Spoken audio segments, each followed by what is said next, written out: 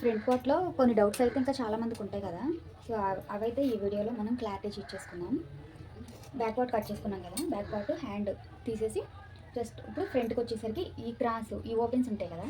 ఈ ఓపెన్స్ అనేవి ఈ షోల్డర్ ఉంటుంది కదా, షోల్డర్ అలాగే ఈ చంక వైపు ఉన్న మార్కింగ్ని మనం ఈ ఓపెన్స్కి వెళ్ళి వేసుకోవాలి. ఓకేనా? ఇలా వేసుకోవడం వల్ల ఏంటంటే ఇది కరెక్ట్గా క్రాస్ అనమాట. ఈ షోల్డర్ నుంచి ఇక్కడ వరకు యాజ్ ఇట్ ఈజ్గా మనం మార్కింగ్ అనేది తీసేసుకోవాలి.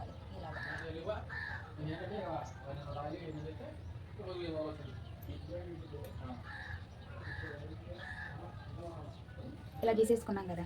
ఇప్పుడు ఆది జాకెట్ తీసుకొని ఇప్పుడు ఈ చంక్ ఉంది కదా, హ్యాండ్ జాయింట్ ఉంటుంది కదా, ఈ చంక వైపు ఇక్కడ నుంచి ఫ్రంట్ వైపే తీసుకోవాలి. క్రాస్ బెల్ట్ ఇది వేరే ముక్క కాబట్టి దీన్ని కొలవకూడదు అనమాట. ఓన్లీ ఈ జాయింట్ నుంచి హ్యాండ్ జాయింట్ నుంచి క్రాస్ బెల్ట్ జాయింట్ వరకే మనం కొలత అనేది తీసుకోవాలి.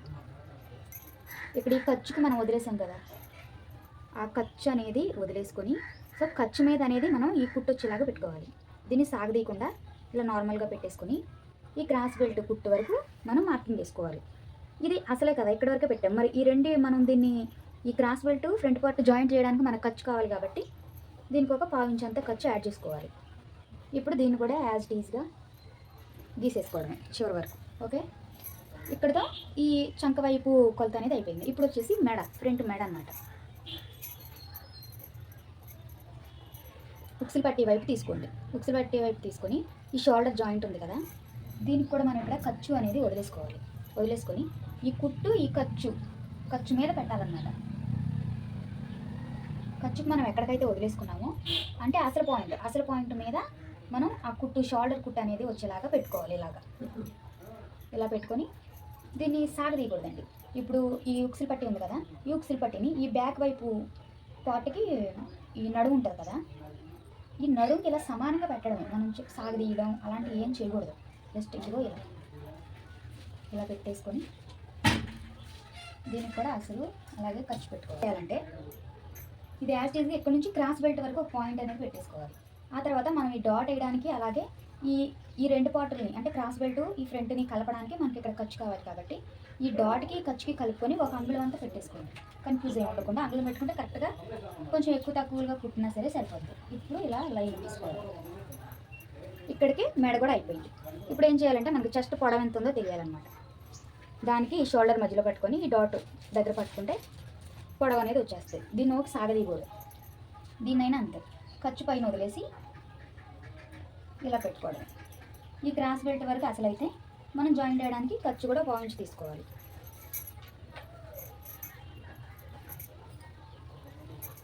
ఇప్పుడు బ్యాక్ పార్ట్ తీసేసుకొని మెడ తీసుకోవాలి కాబట్టి మనం దీనికి స్క్వేర్ చేయించుకోవాలి. తర్వాత రౌండ్ అయితే రౌండ్, మనకి ఏ మెడ షేప్ అయితే కావాలో ఆ మెడ ఇలా తీసుకోవడం. ఇక్కడ వరకు మనకు ఖర్చు కాబట్టి ఇది పైన కుట్ల కోసం, ఇది పక్కన కుట్ల కోసం కాబట్టి ఇక్కడ నుంచి ఇక్కడికి మనం చంక డౌన్ అనేది తీయాలి.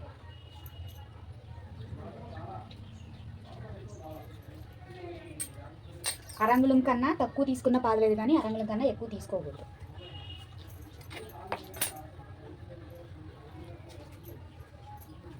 తర్వాత ఇలా రౌండ్ తీసుకోవడం అన్నమాట.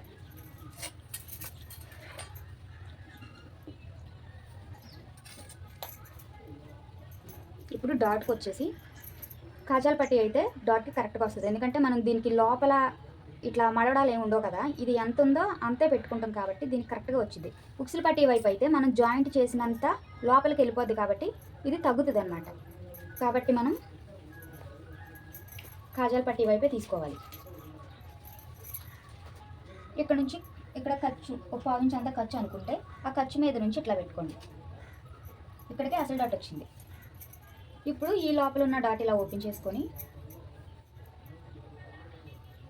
ఇట్లా 2 సార్లు 2 మార్కింగ్ లాగా పెట్టుకుంటే ఇది సెంటర్ అనమాట. ఈ రెండింటిని ఇలా కలుపుకుంటే మనకు మెయిన్ డాట్ అనేది వచ్చేస్తుంది.